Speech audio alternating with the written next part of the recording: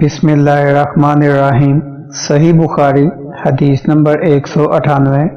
حضرت عائشہ رضی اللہ عنہا نے فرمایا کہ جب رسول کریم صلی اللہ علیہ وسلم بیمار ہوئے اور آپ صلی اللہ علیہ وسلم کی بیماری زیادہ ہو گئی تو آپ صلی اللہ علیہ وسلم نے اپنی دوسری بیویوں سے اس بات کی اجازت لے لی کہ آپ کی تیمارداری میرے ہی گھر کی جائے۔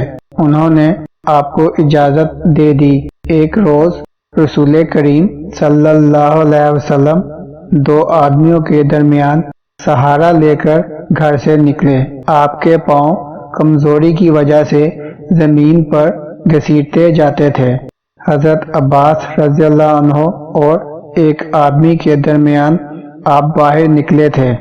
عبید اللہ راوی حدیث کہتے ہیں کہ میں نے یہ حدیث عبداللہ بن عباس رضی اللہ عنہ کو سنائی تو وہ بولے، تم جانتے ہو دوسرا آدمی کون تھا؟ میں نے عرض کیا کہ نہیں۔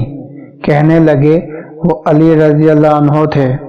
پھر حضرت عائشہ رضی اللہ عنہ بیان فرماتی تھی کہ جب نبی کریم صلی اللہ علیہ وسلم اپنے گھر میں داخل ہوئے اور آپ صلی اللہ علیہ وسلم کا مرض بڑھ گیا تو آپ صلی اللہ علیہ وسلم نے فرمایا، میرے اوپر ایسی 7 مشکوں کا پانی ڈالو جن کے سر بند نہ کھولے گئے ہوں، تاکہ میں سکون کے بعد لوگوں کو کچھ وصیت کروں۔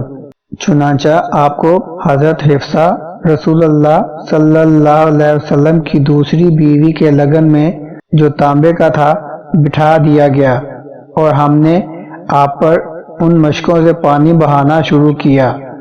جب آپ ہم کو اشارہ فرمانے لگے کہ بس اب تم نے اپنا کام پورا کر دیا تو اس کے بعد آپ لوگوں کے پاس باہر تشریف لے گئے۔